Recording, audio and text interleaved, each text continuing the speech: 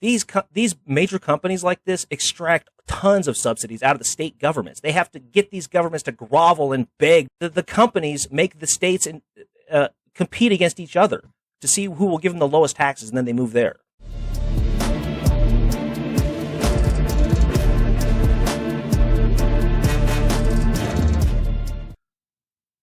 Let's talk about Dollar Tree. They've been in the news quite a bit recently. This company is such a scumbag, dude. This is a Fortune 500 company with projected sales to reach $19 billion for 2020. And they just completed the purchase of their main competitor. Dollar General was the rural dollar store. Yeah, Family Dollar was the urban. Family Dollar and Dollar Tree are the two urban players. And so Dollar Tree bought Family Dollar to buy their competition. Here is a press release on the merger. Quote, "We are pleased to announce that we have completed our acquisition of Family Dollar, and we formally welcome the Family Dollar team to the Dollar Tree organization," stated Bob Sasser, Chief Executive Officer. "This is a transformational opportunity for our business to offer broader, more compelling merchandise assortments with greater values to a wider array of customers. This acquisition will extend our reach to low-income customers. While strengthening and diversifying our footprint, we plan to leverage best practices across both organizations to deliver significant cost synergies. Combined, our growth potential is enhanced with improved opportunities to increase store productivity and to open more stores across multiple banners." So they do tell you basically what's going on here.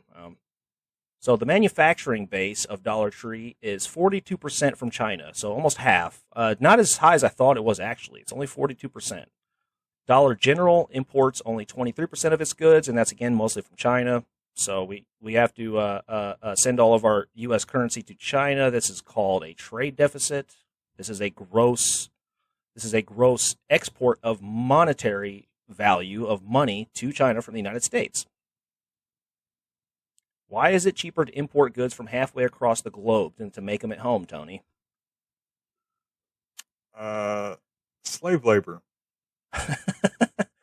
Well, they don't call it that. They call it re-education camps. Ah, okay. Chinese factory workers make less than 1/10 of their equivalent American counterparts. The point I wanted to make here, obviously, is externalities, like making the shit in China and then shipping it here in oil tankers, diesel tankers. I mean, we're destroying the fucking planet, dude, in order to crush wages in this country and deliver cheap goods to Americans. The cheaper the goods, the less we have to pay them. Yeah. They are scummy to their employees. Here is Indeed's report on Dollar Tree.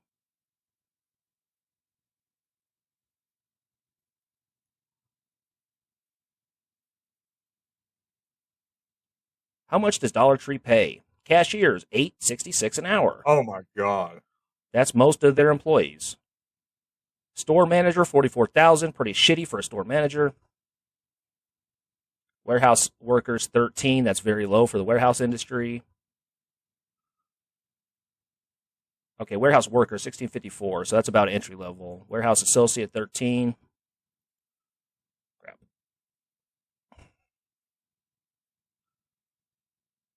Bagger, $10.75. Forklift operator. So they have all these. They have all these reviews. Salary satisfaction, 28%. Few people think they are paid fairly at Dollar Tree, based on 43,000 ratings.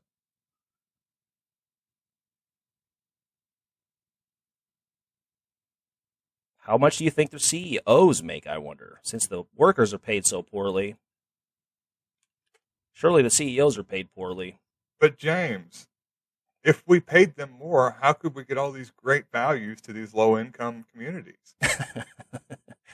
How can they buy their corn syrup, just corn syrup, I guess, for 50 cents if we don't pay people working there at poverty wages? Well, that's why I wanted to talk about Family Dollar. They're raising their prices by 25% across the board for all these low-income people they care about. Bob Sasser made $6.5 million in total compensation last year. That's 1 year. mostly in equity. $5.5 million in stock options, basically. $1 million cash, $71,000 in random bonuses and shit. Dude, I'd be happy with the other. Just the bonuses. For 20, Gary Philbin was the previous CEO. Last year he made $10 million almost, $9.5 million. I mean, these are enormous salaries. $4 million for the chief financial officer. Yeah. Jeez. Guys are getting paid, dude. How do their employees like working there? What are the Comparably ratings for Dollar Tree? Let's see. An F. Dollar Tree's compensation is ranked an F in the bottom 5% of 665 similarly sized companies on Comparably. They pay their employees worse than almost anyone in the market. Here's a look at their profits.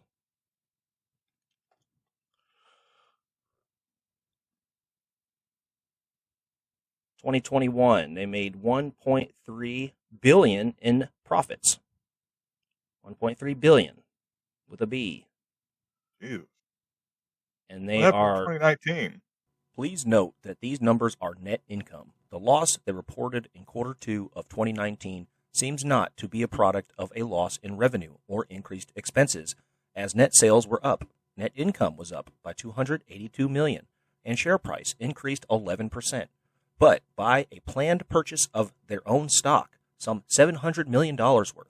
This is called stock buybacks and used to be illegal until the Ronald Reagan administration did away with the rules preventing this consolidation of wealth. The point I want to make here is the reason that these CEOs are making $10 million a year in salary is because their workers are paid freaking $9 an hour. That's why. Why is Dollar Tree so evil? Disparities in compensation, what we just went over. Their cashiers are making $8 an hour, and the CEO is making $10 million a year. Outsourcing of jobs. Since 2001, the United States has lost 2.8 million manufacturing jobs, mostly to China. These are unskilled labor positions that actually pay decently well. That's why it sucks losing manufacturing jobs. Why else are they evil? They provide cheap, underpriced goods to American workers so they can survive on lower pay. They drive small businesses out of business, especially in poor communities, making the communities even poorer. For example, instead of a locally owned discount shop like we had when I was a kid, they keep keeping the money in the local community. You get Family Dollar in here to outsource the wealth, basically, to extract all the wealth to New York and California and wherever else these companies' headquarters are. They buy up all their competition like they just did, and they're raising their prices across the board by 25%. That's going to hit hard for the people who have to shop here. That's a 25% price increase across the board. That's an enormous increase in prices, dude. For any business, that'd be ridiculous for any other business. Yeah, well, you monopolize the market. You run out any of your local companies, little consignment shops, little local grocery stores, and then once you have a monopoly on the market, you can kind of do what you want. Yeah, it's not a coincidence that they're raising the prices right after this merger is complete. Yeah. I would also be interested because I know that generally these stores, they're not putting these stores in wealthy areas. These are going in predominantly the poorest of poor areas. I would love to see what what kind of programs, basically, what kind of subsidies they're getting to operate in these low income areas to hire low income individuals. I mean, I know these programs exist. I know there's a lot of them in Louisville, Jefferson County, where they'll pay like up to half the salary of certain individuals just to hire them. So, well, there's been a lot of news coverage about the inflation, right? So basically, this price increase is inflation. People raise their prices, that's inflation. Well, the thing is, if their costs are going up, which I'm not sure they are, but if they are going up, they have an alternative to raising prices. They could, for example, make less money themselves. The CEOs run the company. They could choose to pay themselves less. They're already extremely wealthy. But instead of that, they're going to extract it out of the communities from which they implanted themselves. And when it comes to subsidies, these major companies like this extract tons of subsidies out of the state governments. They have to get these governments to grovel and beg to move their fucking shitty dollar stores into their neighborhoods. The companies make the states compete against each other to see who will give them the lowest taxes, and then they move there. It's the exact opposite of the situation you want to have for a society. Yeah, it's preying on the poorest and preying on the hardest hit communities. It's just preying on the hardest hit communities and doing one little extra bit to try to extract the little bit of wealth that remains there and just take it elsewhere, and not really provide much to the community in return. There's nothing. Very few, if any, redeeming factors to it. They're not good jobs. It's not good quality foods, not good quality products that they're bringing to those communities. And it's not made with American labor. It's made with fucking Chinese labor. Yeah. It's another point about the subsidies I wanted to make before I forget here. These employees who are making these low wages, they are heavily subsidized by the U.S. taxpayers through food stamps and other social services, whatever there are in your area. So yeah, they're all on food stamps. It's just like Walmart workers. They're all getting Medicaid. If a lot of them are getting Medicaid, they're paid so little. Yeah, they're very heavily subsidized, and those subsidies are going directly to the CEO and other executive bonuses and pay. Dollar Tree was one of half of the 100 companies mentioned in the Institute for Policy Studies report on corporate greed during the pandemic. If you remember this, here's a Daily Mail article on it. Half of the 100 largest U.S. employers of low-wage workers rigged CEO pay to increase their compensation while cutting worker salaries and laying off staff during the pandemic, study finds. Of the 100 S&P 500 firms with the lowest median worker wages, 51 bent their own rules in 2020 to pump up executive paychecks. CEOs made on average 830 times more than workers, and the left-leaning think tank is calling for measures to rein in extreme pay gaps. While many CEOs publicly pledged to take pay cuts during the pandemic last year, the study finds that some quietly made up the difference with bonuses, in some cases while they slashed worker pay and laid off employees. So what they did was they said they're going to take a pay cut, and they did, but they also added bonuses to make up the difference. So they made the same amount of money.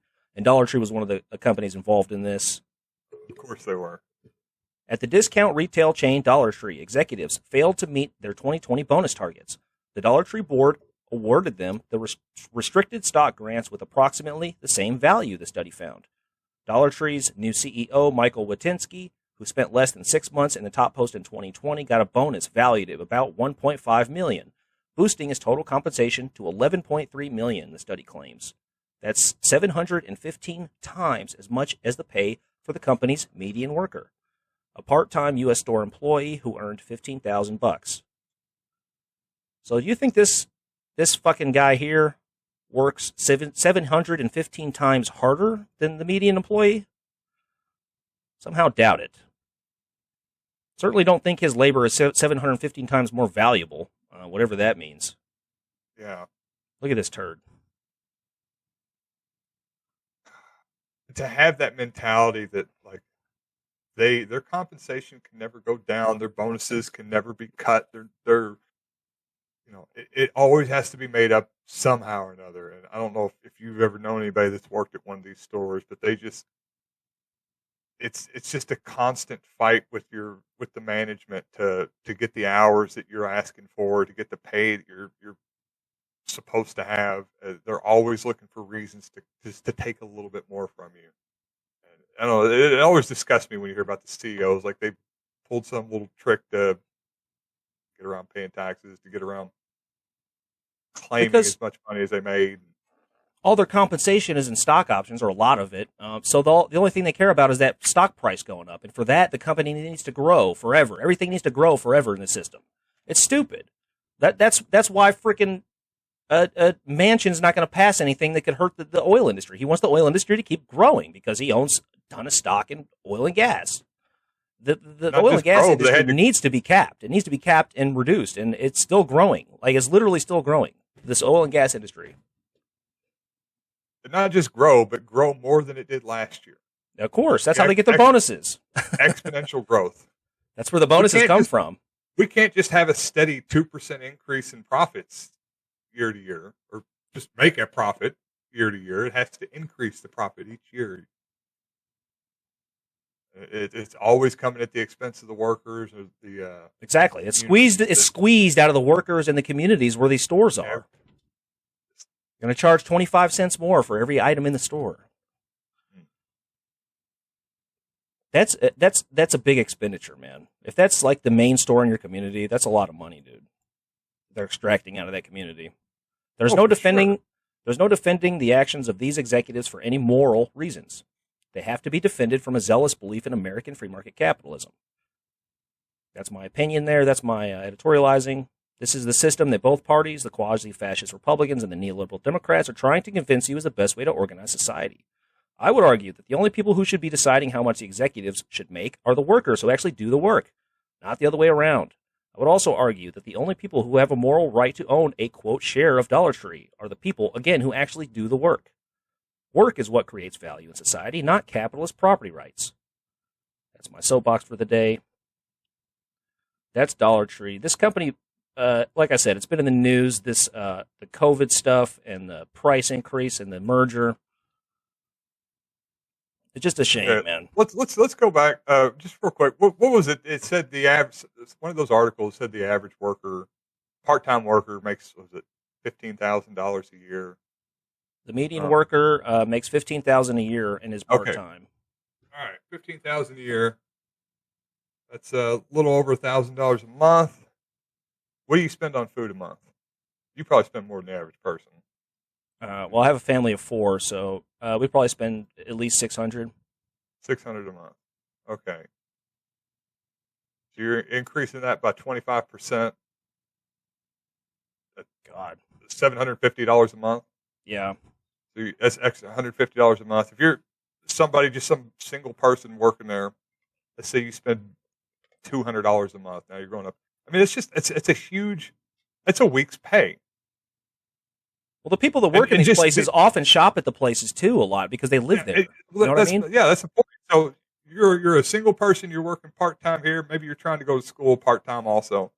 You have to spend $250 a month on food. First off, that's a quarter of your pay. Now it gets increased by 25%. So that's an additional. Trying to do math. It's additional $62. I mean, what is that? That's probably a couple part-time days' pay just on the increase on something you have to have on your food for the month. I don't know. It's. Oh, Michael Watinsky has got to get his bonus. He's got vacations to go on, Tony. Has to. What was the article with Elon Musk like traveling? Did you see all the travel he was doing?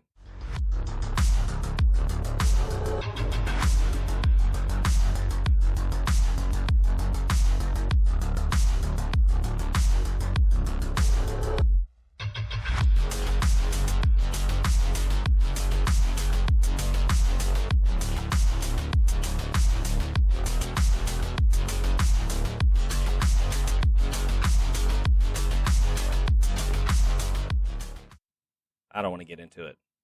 Yeah, Jesus. $10 million a year. Could you imagine? What would you do with that much money, dude?